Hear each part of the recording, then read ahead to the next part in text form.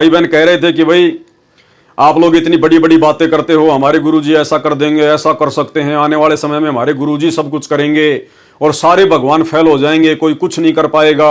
तो भाई तुम्हारे गुरुजी वर्तमान में जो देश विदेश में परिस्थितियां बिगड़ रही हैं उनको सेट क्यों नहीं कर देते, लड़ाई झगड़ों को रोक क्यों नहीं देते, रसिया और यूक्रेन के युद्ध को क्यों नहीं समाप्त कर देते, ईरान और अमेरिका के बीच में कैसे भयंकर खींचातानी हो रही है, तुम्हारे गुरुजी शांत क्यों नहीं कर देते, बांग्लादेश में ऐसा विद्रोह हो रहा है, इतने लोग मारे जा रहे हैं, आए दिन ये बड़े बड़े जो है ये ट्रेन हादसे हो रहे हैं और लोग मर रहे हैं आए दिन, तुम्हारे गुरुजी क्यों नहीं बचा देते अगर भगवान है तो। भाई सबसे पहले तो आप सतगुरु रामपाल जी परमेश्वर जी के सत्संग सुनना शुरू कीजिए, क्योंकि परमात्मा का एक विधान, एक संविधान है जिससे आप लोग बिल्कुल अपरिचित हो।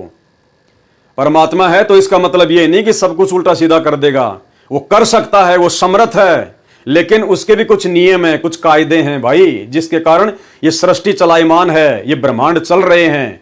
तो सबसे पहले तो आप संत रामपाल जी के सत्संग सुनना शुरू करें और सत्संगों में सृष्टि रचना को सुने।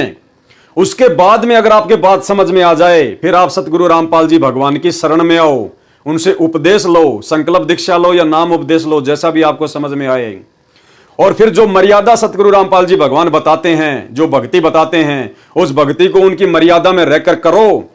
उसके बाद में चाहे भाई पूरी दुनिया इधर की उधर क्यों ना हो जाए, चाहे पूरी दुनिया के देश आपस में लड़ झगड़ के क्यों ना खत्म होने की स्थिति में आ जाएं, जो सतगुरु का सच्चा भगत होगा, जो उपदेश लेने के बाद इनकी मर्यादा में रहकर भक्ति करेगा, जो संकल्प लेने के बाद इनकी मर्यादा में रह के भक्ति करेगा, उस भगत का चाहे कितना भयंकर युद्ध क्यों ना हो रहा हो, कहीं किसी देश में कितना भयंकर विद्रोह क्यों ना हो, चाहे अग्नि बाण क्यों ना छूट रहे हो, मिसाइलें क्यों ना गिर रही हो, परमाणु बम क्यों ना भगत के घर के सामने गिर जाए, लेकिन उस भगत का कोई बाल बाका नहीं कर सकता, बाल बाका। और इसका उदाहरण परमात्मा ने महाभारत के युद्ध में दिया। अग्नि बाण चल रहे थे, अस्त्र शस्त्र भयंकर, 18 करोड़ सेना आमने सामने, बड़े बड़े योद्धा कट कट के मर गए जिनके आज नाम लिए जाते हैं। और टटीरी पक्षी के अंडों की परमात्मा ने इंद्र के हाथी का घंटा तोड़ के रक्षा कर दी, कोई बाल बाका नहीं कर पाया।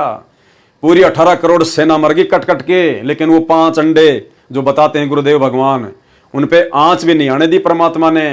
तो इसी प्रकार जो सतगुरु की शरण में आ जाएगा, सतगुरु रामपाल जी से विधिवत नाम दीक्षा ले लेगा, उनकी शरण में आकर मर्यादा में रहकर भक्ति करेगा, तो भाई आपके घर के सामने चाहे युद्ध क्यों ना हो, अग्निबाण क्यों ना गिरे, मिसाइल क्यों ना गिरे, परमाणु बम क्यों ना गिरे, भगत का बाल बाका नहीं हो सकता। चाहे अकाल पड़े, चाहे भूकंप आए, चाहे बाढ़ आए, चाहे दुनिया डूब जाए, भगत को परमात्मा ऐसे अपने हाथों पर रखेगा।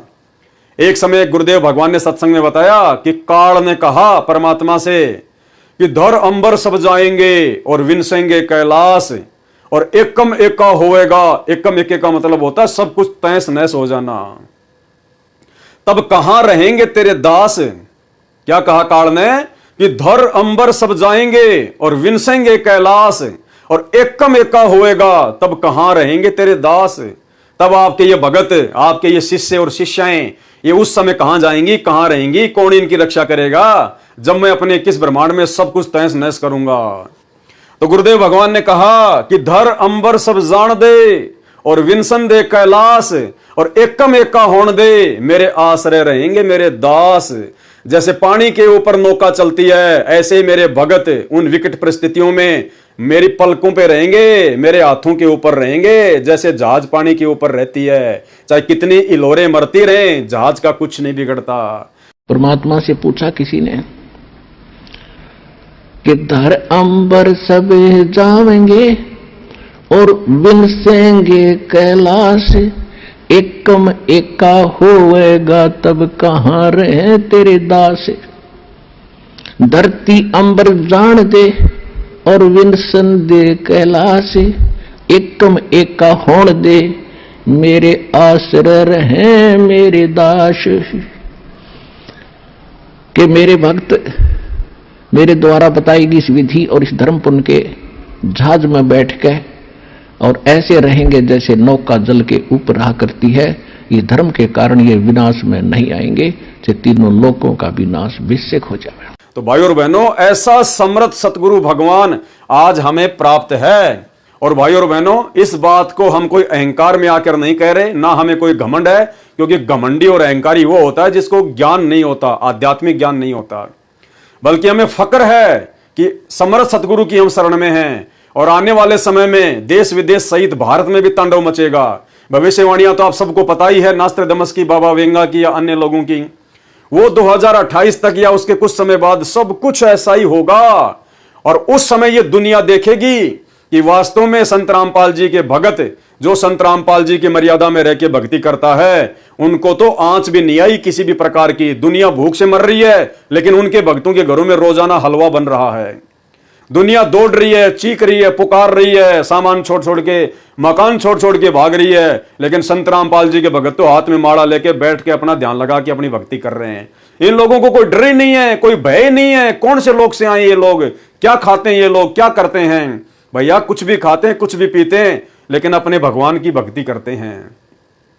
समर्थ सतगुरु की शरण में हैं, जाके अर्ध रोम पर सकल पसारा, ऐसा पूर्ण ब्रह्म हमारा। जिस सतगुरु रामपाल जी परमेश्वर जी के शरीर के आधे बाल के बराबर भी ये तुम्हारी पृथ्वी, पाताल, स्वर्ग, 14 लोक, 7 खंड, 9 दीप, काल का लोक, पूरे 21 ब्रह्मांड, 7 संग ब्रह्मांड, पूरी सृष्टि भी नहीं है।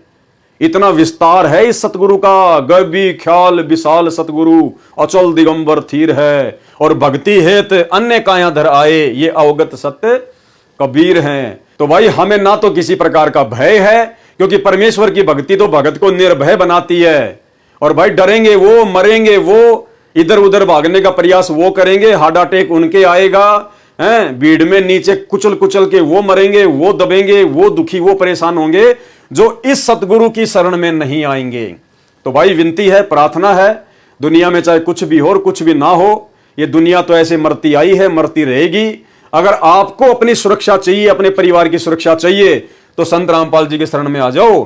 फिर चाहे बांग्लादेश हो, चाहे यूक्रेन हो, चाहे रशिया हो, चाहे ईरान हो, चाहे अमेरिका हो, चाहे काबुल हो, चाहे कुछ भी हो, आने वाले समय में जो होगा आप लोगों का बाढ़ बाका नहीं होगा, अगर विश्वास के साथ मर्यादा में रह के भक्ति करोगे तो।